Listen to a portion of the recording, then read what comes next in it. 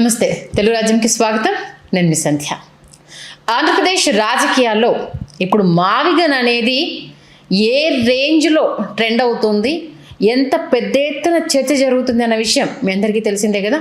ఇక అమరావతికి చట్టబద్ధత దక్కింది అని కూటమి నేతల సంబరాల నడుమ జగన్ తెరపైకి తెచ్చిన మావిగన్ పైన, దానివల్ల కలిగే ప్రయోజనాల పైన, అటు అమరావతి నిర్మాణంతో పోలిస్తే దానికయ్యే అతి తక్కువ ఖర్చు పైన పెద్ద ఎత్తున చర్చ మొదలైంది.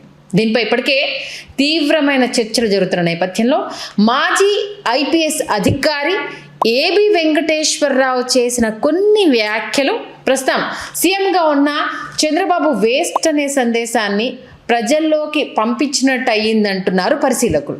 ఈ సందర్భంగా అసలు మావిగన్ వ్యవహారంపై ఆయన ఏబి వెంకటేశ్వరరావు ఏమన్నారో ఒక్కసారి తెలుసుకునే ప్రయత్నం చేద్దాం. జగన్ అటు మావిగన్ వ్యాఖ్యలతో పెట్టుబడిదారులు అమరావతిలో పెట్టుబడి పెట్టడానికి భయపడతారని, ఈ తరహా హెచ్చరిక ఇప్పటికీ పెట్టుబడిదారుల్లోకి వెళ్ళిపోయిందని, దాన్ని ఎవరు మార్చలేరని అన్నారు. కాసేపు అదే నిజమని అనుకుంటే మరి తనను చూసే అమరావతికి పెట్టుబడులు వస్తున్నాయంటూ చెప్పుకునే చంద్రబాబు మార్క్ బ్రాండ్ సంగతి ఏంటి అనే ప్రశ్న ప్రస్తుతం తెరపైకి వచ్చింది. అంటే చంద్రబాబు నాయుడు గారు తన గురించి, తన బ్రాండ్ గురించి చెప్పుకున్నవి ఓ వర్గం మీడియా అచ్చేసినవి, దాంతోపాటు లోకేష్ లాంటి యువనేతలు చెప్పుకున్నవి అన్నీ అవాస్తవాలేనా అనే ప్రశ్న ప్రస్తుతం ఉత్పన్నమవుతుంది. ఎందుకంటే వైఎస్ జగన్ మళ్ళీ వస్తే అనే ప్రశ్నను ముందు పెట్టి ప్రస్తుతం ఉన్న చంద్రబాబు బ్రాండ్ని బద్నాం చేస్తున్నట్లుగా మాట్లాడుతున్నారు ఏబి వెంకటేశ్వరరావు అని అంటున్నారు కొంతమంది తమ్ముళ్ళు.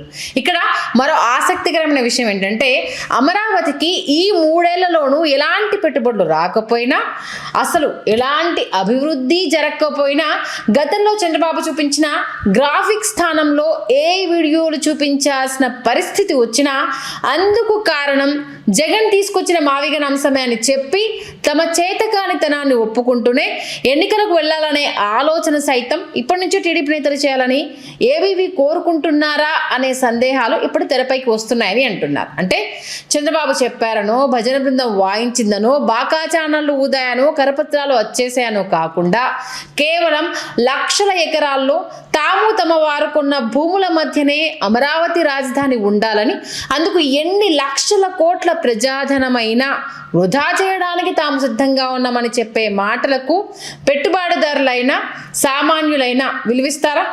అసలు ఆ మాటల్ని పరిగణలోనికైనా తీసుకుంటారా? అందుకేగా అమరావతికి పెట్టుబడులు రానిది, ఆఖరికి హెరిటేజ్ సైతం తెలంగాణలోనే పెట్టుబడులు పెడుతున్నది. అంటే చంద్రబాబు మళ్ళీ అధికారంలోకి వస్తాడనే నమ్మకం, రాజధానికి చట్టబద్ధత వచ్చిందనే ధీమా పెట్టుబడిదారుల్లో ఉంటే అమరావతిలో పెట్టుబడులు పెట్టడానికి వచ్చిన ఇబ్బంది ఏంటి? అసలు వాస్తవం ఏంటంటే చంద్రబాబు మళ్ళీ వస్తారా లేదా అనే సంగతి కాసేపు పక్కన పెడతాం.